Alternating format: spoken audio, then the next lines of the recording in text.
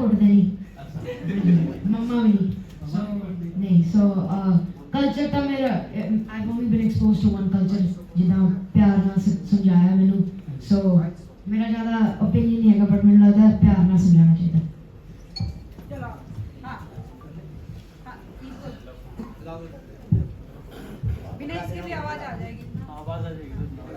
मुझे सिंधा से पूछना है कि पापा के साथ काम करके कितना मजा आया, क्योंकि वो एक एक्टर, एक सुपरस्टार है और आपके पापा भी हैं, तो डिफरेंस दिखा कुछ? बहुत मजा आया। पहला भी सी छोटा जिहा काम किया सी अंदाज च कट्ठे सो बहुत मजा आया। पापा ने बहुत पैम्पर रखा ते सारे ने पूरे इस कास्ट में बहुत जितना अच्छी एनवायरनमेंट सी सो बहुत मजा आया। गिपी सर आपसे सवाल था सर, जिस तरीके से थोड़ा सा जनरेशन गैप भी दिख रहा है चीज़ों को लेकर, तो क्या इस पे भी ये मूवी केंद्रित करती है किस तरीके से जो यहाँ के कल्चर और जो बाहर के कल्चर है उसमें किस तरीके के डिफरेंसेस दिखाए गए हैं? और जैसे कि आपने अपनी बात में कहा कि पेरेंट्स बहुत कुछ सीखेंगे, तो पेरेंट्स और बच्चे क्या क्या इस मूवी में सीखने वाले हैं? एक्चुअली क्या है, जैसे मैंने बताया कि देखो कोई भी पेरेंट्स ऐसा तो है नहीं कि अगर आप लोग यहाँ पे इतने बैठे हो तो मुझे आई एम डैम श्योर कोई माने या ना माने, बहुत से लोगों ने बचपन में बहुत मार खाई होगी अपने माँ बाप से।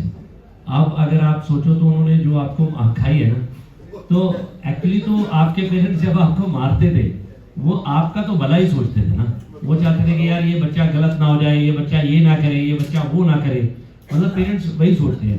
तो इस फिल्म में मैंने यही दिखाने की कोशिश की है, क्योंकि नॉर्मली क्या है कि इस फिल्म में जैसे एक मेरा छोटा सा एंगल है कि मेरे जो फादर है वो मुझे एक बार मारते हैं, तो मारने के बाद मैं उनके स्कूटर की लाइट तोड़ देता हूँ, तो उसके चक्कर में वो मुझे मारते हैं। तो वो इसको बता रहे हैं, कहते जब मैंने तेरे बाप को मारा ना, कहते उसके बाद थोड़े टाइम के बाद मैंने बैठ के सोचा कि क्या स्कूटर की लाइट इंपॉर्टेंट थी या मेरा बच्चा जिसको मैंने मारा। तो वो कहता कि शायद मैं उसको प्यार से समझाता तो शायद वो तब भी समझ जाता, लेकिन मैंने इंस्टेंट रिएक्ट किया, उसको मार दिया। कहता वो ये कहता है कि फिर आपने सॉरी बोली?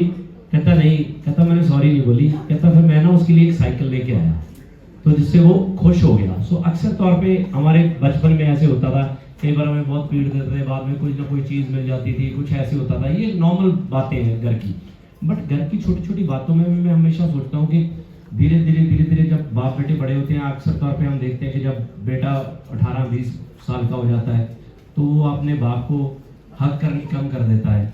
जब फिर गलती बाप बेटे की, बहुत सी चीज़ें ऐसी नॉर्मल ज़िंदगी में जो होती हैं, वो सब एलिमेंट्स हमने इसमें दिखाए हैं। बट इट्स अप, जैसे मैंने बताया कि सोशल कॉमेडी है, हमने हंसाया भी बहुत है इस फिल्म में। हंसाने वाली फिल्म है, आपको खूब हंसाएगी। बट साथ में ये छोटे छोटे एलिमेंट्स हमने शुरू से लेकर एंड तक टच किए हैं कि कहानी क्या है, जिसमें इमोशन भी है, आपको अच्छी लगेगी। हेलो, मैं जानना चाहती हूँ कि पेरेंटिंग जैसे सब्जेक्ट को फिल्म में आपने लिया है, तो क्या विचार था मन में कि इस सब्जेक्ट को लेकर कि इस पे फिल्म बननी चाहिए? एक्चुअली क्या है कि पंजाबी में जो फिल्में नॉर्मली बनती हैं, ज़्यादा फिल्में हम कॉमेडी बनाते हैं, तो कॉमेडी का बिजनेस ज़्यादा है। ऐसे नहीं है, ऐसे सोशल भी बनाते हैं, एक्शन भी बनाते हैं, बट वो कम बनती थी। मुझे था कि यार एक आध कोई कॉमेडी जैसे लोग ज़्यादा लाइक करते हैं कि कॉमेडी में जैसे कोई सोशल कॉमेडी मिल जाए, जैसे 3 इडियट है एग्जाम्पल में।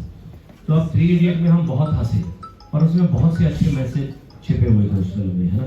तो मुझे था कि यार काश कोई वैसा सिनेमा, कोई वैसा अगर सब्जेक्ट मिल जाए। तो लकीली ये एक सब्जेक्ट जो हमारे राइटर हैं नरेश कथूरिया जी, उन्होंने एक सब्जेक्ट क्रैक किया था, तो डायरेक्ट हमारे जो छाबड़ा साहब हैं उनको सुनाया और वो मेरे पास लेके आए।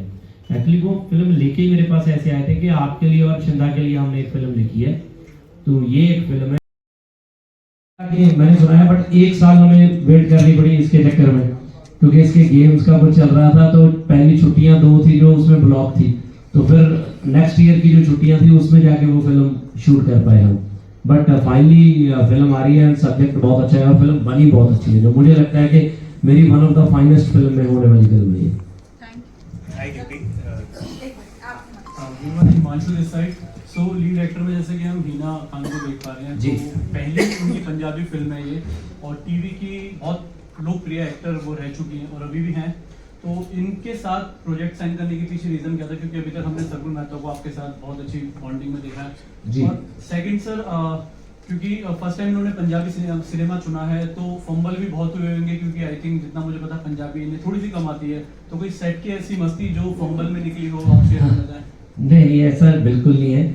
मैं तो आपको बताऊं क्योंकि मैं हिना जी को पहले कभी मिला नहीं था, तो जब हम कास्ट कर रहे थे तो हमारे मन में था कि क्योंकि ये कहानी, जैसे मैंने बताया कि हमारा 12 साल का बच्चा है, तो कई लड़कियों को ये भी होता है कि यार मैंने माँ का रोल नहीं करना, मैंने अभी ये नहीं करना, वो नहीं करना।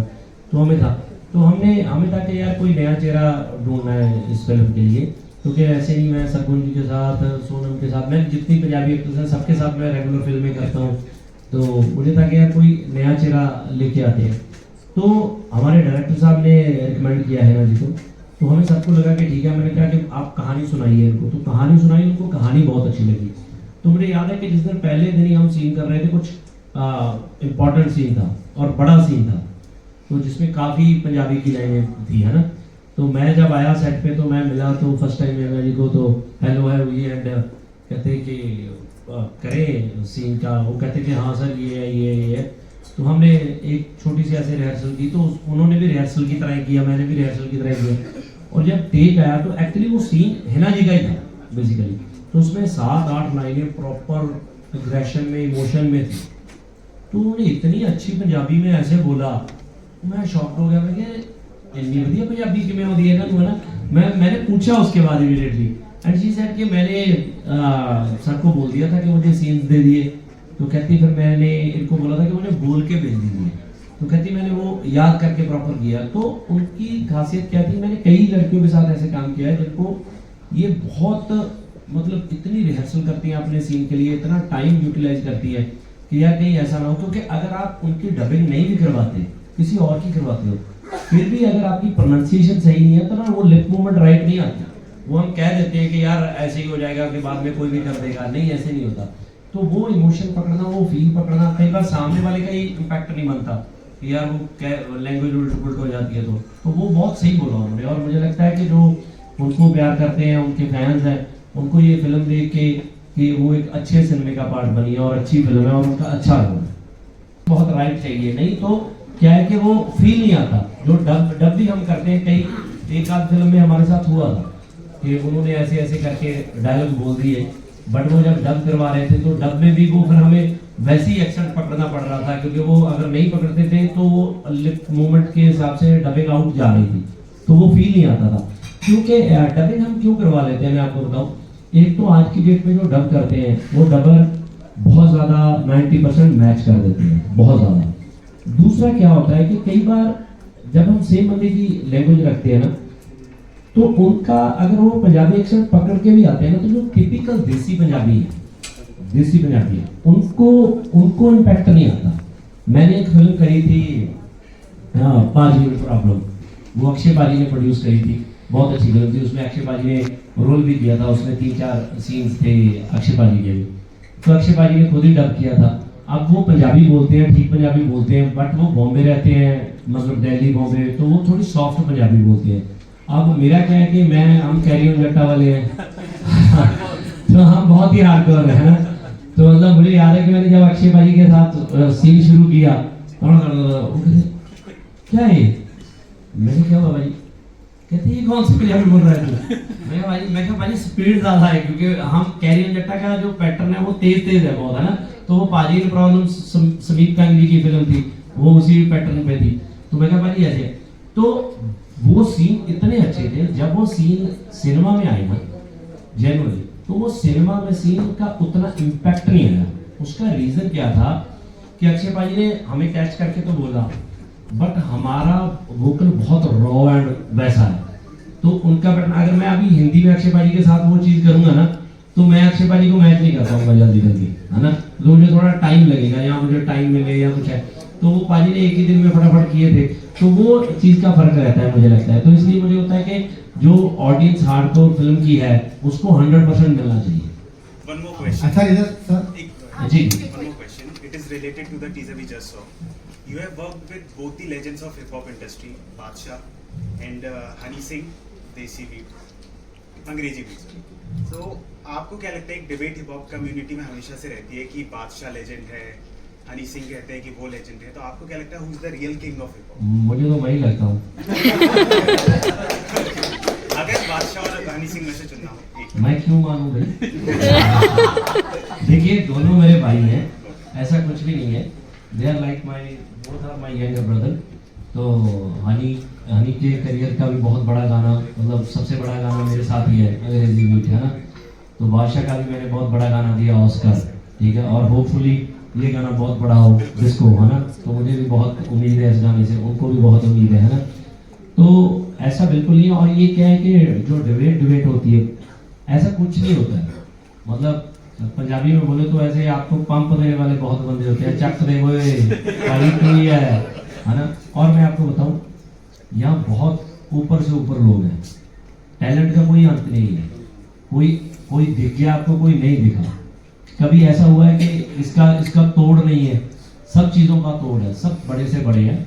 हाँ, बादशाह जो है वो बादशाह ही है, जो हनी है वो हनी है। इनकी आपस में कोई रीज नहीं है और कोई वैसा नहीं बन सकता। हाँ, ये नहीं आप कह सकते कि इनसे कोई बड़ा नहीं बन सकता, बड़े भी बन सकते हैं। और मैं हमेशा सबको बोलता हूँ कि यार सब प्यार से रहो, इन चीज़ों का कोई फायदा नहीं है। दोनों इतने बड़े हैं, अगर दोनों 2-3 गाने कोलैबोरेशन में करें तो इंडस्ट्री को हम कहाँ पे ले जाएं। आप भी ये अच्छा मैसेज दिया करो सबको कि यार एक दूसरे को प्यार करो। और जो सोशल मीडिया पे ये वॉरें चलती हैं उसको भी खत्म करना चाहिए। Thank you so much. Sir Johnny Johnny yes papa तो सुना था, तो ये छिंदा छिंदा नो पापा कैसे टाइटल से रिलेट करता है? सर जॉनी था वो यस पापा वाला था। यस। ये हमारा जो छिंदा छिंदा है ये नो पापा वाला है। हाँ। ये फिल्म में हर चीज को बोल देता है नो, मैं नहीं करूँगा, मैं क्यों ऐसा करूँ। मैं जब इसको कोई चीज बोलता हूँ तो ये नो बहुत करता है। तो इसलिए फिल्म का टाइटल हमने रखा छिंदा नो पापा। और एक हमेशा जब हम टाइटल रखते हैं किसी भी फिल्म का, तो हमें होता है कि यार इजी टाइटल हो कि आपको फटाक से याद हो जाए। अब जो सुनता था ना छिंदा नो पापा, उसको एकदम याद हो जाता था, अच्छा वो रिलेट करता था जॉनी यस पापा, अच्छा छिंदा नो पापा, है ना। तो वहां से आया, तो इसलिए रखा है। और फिल्म जब आप देखोगे तो बहुत ज्यादा इसमें रिलेट करता है, क्योंकि अपने पापा के साथ इसके जो विचार हैं वो मिलते नहीं है। क्योंकि कंफ्यूजन क्या है, मैं हमेशा कहता हूँ sometime we blame our kids. तो जिस बच्चे को मैं पंजाब से लेके कनाडा में पहुंच गया, अब मैं उसको बोलता हूँ कि कनाडा में रह के पंजाबी बन, तो वो कहता है कि मुझे लेके क्यों आए हो यहाँ पे। रीजन क्या है कि मेरे आस पास मेरे दोस्त, मेरा ये कुछ, मैं पैदा यहाँ पे हुआ हूँ, मेरी नेशनलिटी एवरीथिंग तो कैनेडियन है। तो अब आप बोल रहे हो, तो वो एक जो हमारे मन में, क्योंकि मैं एक टिपिकल पंजाबी बंदा हूँ, मैं पंजाब से बाहर निकल जाता हूँ, वहां चला जाता हूँ, बट पंजाब मेरे से नहीं निकलता, जो वो मेरे अंदर है यहाँ पे। सो उस चीज के लिए मुझे हमेशा होता है कि यार इनके भी अंदर पंजाब रहे, कि यार पंजाब नहीं जाना चाहिए। तो कई जगह पे आपका बच्चों के साथ कॉन्फ्लिक्ट आ जाता है। सो वो चीजों को समझाने के लिए, बताने के लिए कई बार हमारी लड़ाई होती है फिल्म में, कई चीजें होती हैं। तो मैं इसको बताता हूँ पंजाब में जो गेम्स है वो कैसी है, पंजाब में वैसे आप इसमें कुछ और खेला है, इसको लगता है कि वो अच्छा है। सो वो चीजों पे बना है। तो सर कंक्लूजन क्या निकलता है कि जो विदेशों में बच्चों को लिबर्टी मिली है वो ठीक है, या जो इंडिया में कल्चर चलता आ रहा है वो ठीक है? हम उधर बैठे 2 घंटे में सुनाता हूँ आपको। वो तो पूरी फिल्म ही होगी फिर। यही तो आपने देखना है, आप देखो, आप बताओ और लिखना कि कैसी फिल्म है, बताना। आवाज आ रही है, बोलो। अब जैसे एक कुम्हार होता है, मटका बनाता है ना, तो अंदर से तो प्यार से और ऊपर से बहुत जोर से थपकी मारता है मटका बनाने के लिए। ये हमारे समाज का हिस्सा है। लेकिन जिस तरीके से बच्चों की बात जब आती है और ह्यूमन राइट्स की बात आती है, तो क्या ये कानून कनाडा में ठीक है या यहाँ पर भी उस पर इम्प्लीमेंट होना चाहिए कुछ? सर आप ये बताइए कि बच्चों को, आपके बच्चे हैं, आपको लगता है कि उनको मारना चाहिए? नहीं, मैं आपसे तो यही तो हम आपसे पूछ रहे हैं, हम तो पता है। मैंने तो फिल्म बनाई है, मैं चाहता हूँ कि आप लोग देखो। मैं पहले ही आपको बता दूं तो मुझे लगता है कि आप कंक्लूजन लिख दोगे उसका। देखो मैं वैसे, अगर आप मेरा पर्सनल पॉइंट पूछते हो, मैं चाहता हूँ कि बच्चों को नहीं मारना चाहिए, ये मेरा है। मुझे नहीं लगता कि कोई भी बंदा चाहता है कि मैं अपने बच्चे को मारूं।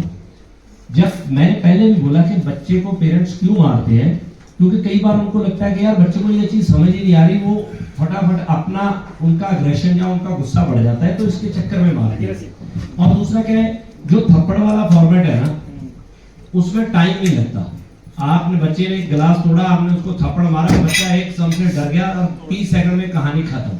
अगर आप बच्चे को समझाने लगोगे कि बेटा ये गिलास नहीं तोड़ना था, वो बोलेगा क्यों बेटा, ये बहुत महंगा था, इतने पैसे लगे थे, पापा कल मम्मा ने भी तो तोड़ दिया था। अब उसके भी 25 क्वेश्चन होंगे, आपके भी 25, उसमें टाइम जाएगा।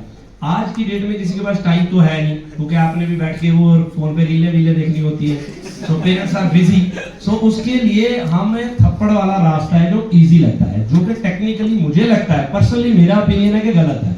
बट हमने फिल्म में सब चीजें दिखाई है। फिल्म में हमने ये नहीं दिखाया कि जो पेरेंट्स आपको मार रहे हैं या कुछ कर रहे हैं कि वही गलत है। हमारा पर्पस सिर्फ ये था कि अगर आज की डेट में बच्चे माँ बाप से दूर हो रहे हैं तो वो ना हो, वो एक दूसरे के पास है, क्या पॉइंट ऑफ व्यू है तो वो दिखाया। Hi Deepti, hi Shimran. Hi. So as a father-son duo, what was one of the toughest scenes to shoot on the set? और toughest scene, I think the toughest scene is एक scene ਸੀ ਜਿੱਥੇ ਪਾਪਾ ਨੇ ਮੈਨੂੰ ਬਹੁਤ ਡਾਂਟਣਾ ਸੀ ਤੇ ਮਮਾ ਵੀ set ਦੇ ਉੱਪਰ ਸੀ ਤੇ ਪਾਪਾ ਨੇ ਡਾਂਟਿਆ ਤੇ ਮਮਾ ਤਾਂ ਰੋਣ ਲੱਗ ਗਈ। ਮਮਾ ਕਹਿੰਦੇ ਇਦਾਂ ਕਦੀ ਨਹੀਂ ਡਾਂਟਿਆ ਤੁਸੀਂ ਤੇ ਉਹ ਟਫ ਸੀਨ ਸੀ। ਮੈਨੂੰ ਲੱਗਦਾ ਜ਼ਿਆਦਾ ਪਾਪਾ ਦੀ ਟਫ ਸੀ, ਮੈਂ ਬਸ ਫੋਨ ਹੀ ਦੇਖ ਰਹੀ ਸੀ ਪਰ yeah, I think that was a tough scene. Thank you so much. तो मेरा क्वेश्चन है कि जब पेरेंटिंग की बात आती है तो मतलब एक मॉम के साथ एक पर्सनल कनेक्ट होता है, लेकिन फादर के साथ लड़के अपने कनेक्ट नहीं कर पाते हैं। तो इस मूवी से आपको क्या लगता है कि ये चीज चेंज होगी मूवी देखने के? एक्चुअली तो ये होनी चाहिए, एक्चुअली होनी भी चाहिए। और मुझे ना ये चीज़ समझ में नहीं आती। मैं मानता हूँ कि अब मेरे बच्चे भी ज़्यादा क्लोज अपनी माँ के हैं, तो उनको ज़्यादा चीज़ें बताते हैं। जो मेरा बड़ा बेटा है, जी 16 नाउ, तो मुझे सबसे ज़्यादा डर किस चीज़ का रहता है, मैं आपको जेन्युइनली बताऊँ। मैं अक्सर तौर पे मैंने पहले डिस्कस किया था कि यार बच्चे ना जब बड़े होते जाते हैं तो वो अपने बाप को हग वग करना बंद कर देते हैं, है ना। तो उसको वैसे कडल नहीं करते जैसे रेगुलर रूटीन में होता है। तो वी मिस दैट, क्योंकि मुझे होता है कि यार ऐसा क्यों, क्योंकि मैं बहुत यंग एज में था जब मेरे फादर चले गए थे, तो मैं बहुत मिस करता था, आज तक वही चीज़ को करता हूँ। तो मुझे लगता है कि यार अब जब मेरे बच्चे हैं तो मुझे वही मोमेंट्स कई बार याद आती हैं जो अपनी छोटे होते थी। तो मुझे हमेशा रहता है, मैं अपने बड़े बेटे को ना बहुत सी ऐसी चीज़ें बैठ के डिस्कस करता हूँ, उसके साथ बातें करता हूँ ऐसी कि ये होना चाहिए। एक दिन इसीलिए मुझे इंटरव्यू में ऐसे बात करते करते बताया कि पापा आपको पता है कि बड़े बेटे का नाम एकम है, कि एकम के फ़ोन के ऊपर अलार्म सेट किए हुए हैं। जैसे 7 बजते हैं तो उस पर अलार्म बजता है कि गो हग पापा, है ना। तो 9 बजते हैं कि डू सेट विद पापा, है ना, टॉक टू हिम, है ना। तो वो आता है रेगुलर। तो मुझे क्या है, चाहे वो वैसे आता है उसमें आता है, बट जब हम टाइम स्पेंड करते हैं ना तो हमारी बहुत सी चीज़ें मिल जाती हैं। हमारी प्रॉब्लम सम टाइम क्या होती है, मुझे जो लगता है कि हम बच्चे को समझाना चाहते हैं, उसको समझना नहीं चाहते। तो समझना बच्चों को बहुत इम्पोर्टेंट है आज की डेट में। अगर अब ये है, इसके कई फेवरेट कार्टून हैं, क्या नारुतो देखता है, पता नहीं क्या क्या देखता है। तो अब अगर मैं चाहता हूँ कि मैं इसका दोस्त बनूँ ना, मुझे नारुतो से भी दोस्ती करनी पड़ेगी। मुझे उसके साथ आप प्ले स्टेशन खेलते हैं, कई बार करते हैं, मैं साथ में जाके बैठता हूँ, मुझे पता भी नहीं लगता, मैं हार जाता हूँ 1 मिनट में। तो आपको वो टाइम स्पेंड करना पड़ेगा, हारना पड़ेगा। बास्केटबॉल में इसके चक्कर में खेलने लगा हूँ, मुझे बास्केटबॉल का कुछ नहीं आता, तो इनके साथ खेलता हूँ। अब मैं खेलने भी लग गया थोड़ी थोड़ी।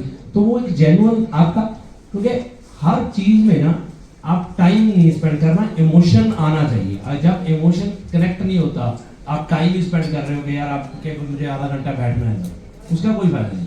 इमोशनली कनेक्ट होना बहुत जरूरी है मुझे लगता है। जी भी भाजी फिल्म के पीछे बनाने का कंसेप्ट की है, किस तरह ਤੁਹਾਡੇ मतलब दिमाग च आया, थोड़ा ਉਹਦੇ ਬਾਰੇ में कुछ शेयर करना भाजी मेरे तो आया ही नहीं दिमाग च, ये राइटर का ही दिमाग च आया, उन्होंने लिया के कॉन्सेप्ट मैंने सुना दिता ते राइटर डायरेक्टर ने कहने यार, ते मैनू लग्या कि यार वधिया बहुत है।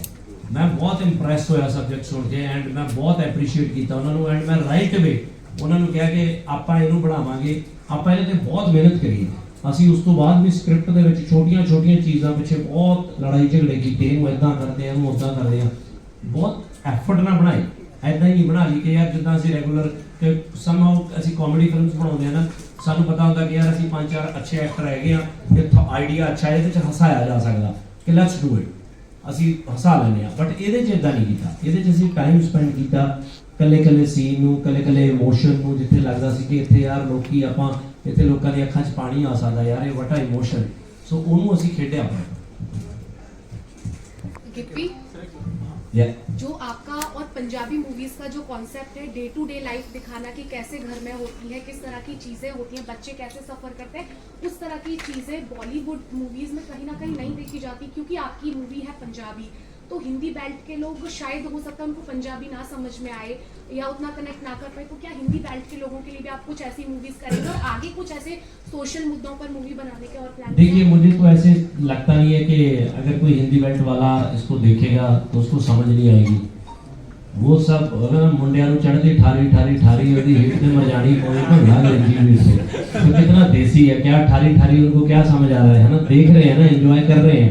अब मैं कई बार लोगों को मिलता हूँ इधर उधर, कई बार मुझे लोग एयरपोर्ट पे मिल जाते हैं, प्लेन में मिल जाते हैं, और बड़ी खुश हो गए होते हैं, भाजी हमने कैरी ऑन जट्टा 100 बार देखी है हमारे ऐसे। तो अगर उनको वो सारी बात हिंदी में बोल रहे हैं, सब कुछ हिंदी में कर रहे हैं, तो उनको कैसे समझ आई? उनको समझ आई है, क्योंकि जो सिनेमा है ना, म्यूजिक है, फिल्में हैं यार, ये इमोशन है, इनका लैंग्वेज का कोई लेन देन नहीं है। हम बैठे कोरियन फिल्में देख लेते हैं, कई बार हमें सबटाइटल नीचे सबटाइटल इंग्लिश में चल रहे होते हैं, ना हमें कोरियन समझ आती है ना इंग्लिश समझ आती है, फिल्म हमें पूरी समझ आती है। कैसे कि हमें पता चल रहा है कि यार क्या है। हम मतलब मुझे लगता है कि मोस्टली ऑडियंस को समझ आता है, ऐसा बिल्कुल नहीं है। ये कैरी ऑन जट्टा 3 जिस दिन रिलीज हुई थी, तो मैं अपने डिस्ट्रीब्यूटर के साथ लड़ रहा था कि यार इतनी अच्छी फिल्म है, सब जगह सोल्ड आउट है, हमें चेन्नई लगाने की क्या जरूरत थी कि वहाँ पे अगर ऐसे आ गया कि खाली पड़ा है। तो आपको बताऊं, वहाँ पे पहले दिन पता नहीं शायद 10, 15, 20 शो थे, नेक्स्ट डे ट्रिपल से भी ज्यादा शो थे, सबके सब सोल्ड आउट, एक भी टिकट नहीं थी 2 हफ्ते के लिए। तो कहाँ से लोग बैठे चेन्नई में देख रहे हैं फिल्म? क्या था कि फिल्म जब राइट है तो सब देखते हैं। एक लास्ट सवाल कौन सा? हाँ ठीक। पाजी, आप एक बेहतरीन कलाकार के साथ एक रॉक स्टार भी इंडस्ट्री में, तो शिंदा जी भी बेहतरीन कलाकार तो बन गए हैं, रॉक स्टार आगे बनने वाले हैं, मतलब म्यूजिक का अगर कुछ 1-2 लाइन ऑलरेडी ये सब चीजें अपनी मर्जी से करता है। ये पीछे जब ये कर रहा था वो हौसला रख, तो वहाँ पे बैठा होता था, तो ये वो एक कॉफ को आती थी आइस कैप, वो कॉफी सी, तो बहुत पीता था, तो दिलजीत के साथ वहाँ पे होता था, तो इसने एक गाना लिख लिया वहाँ पे। तो मेरे को आया कि मैंने गाना लिखा है, मैंने दिलजीत भाई को सुनाया, वो कहते बहुत अच्छा है, तो मैं इसको रिकॉर्ड करने वाला हूँ। उसको रिकॉर्ड भी कर दिया, उसको रिलीज भी कर दिया। तो फिर मैंने इसको पूछा कि तूने सिंगर बनना है? कहता नहीं, वो तो वही के लिए था, कि बस और कुछ नहीं करना मैंने। तो फिर ये करने लग गया। तो अभी तो इसका फॉर्मेट है कि मैंने गेम खेली है ना, तो अभी हम इसको ज़्यादा ऐसे नहीं, क्योंकि 1-2 साल बाद इसकी फिल्म आती है कभी, है ना, तो अभी तो वो छोटा है बहुत। क्योंकि मुझे हमेशा ये है कि इसका जो बचपन है, जो इसके फ्रेंड्स हैं, जो इसकी पढ़ाई है, स्कूल है, वो रेगुलर होना चाहिए, वो थोड़ी वापस आना है काम। ये तो फन के लिए करता है, अभी फन है। आज एक लाइन सुना दो ना, बस एंड करते हैं फिर कौन लास्ट से ना कर लड़ाइयां दवा दहाइयां छड़ दे यार से आपा, ओ चिंदा चिंदा ओ चिंदा चिंदा कल मेरी मन ले नो पापा, ओ चिंदा चिंदा नो पापा।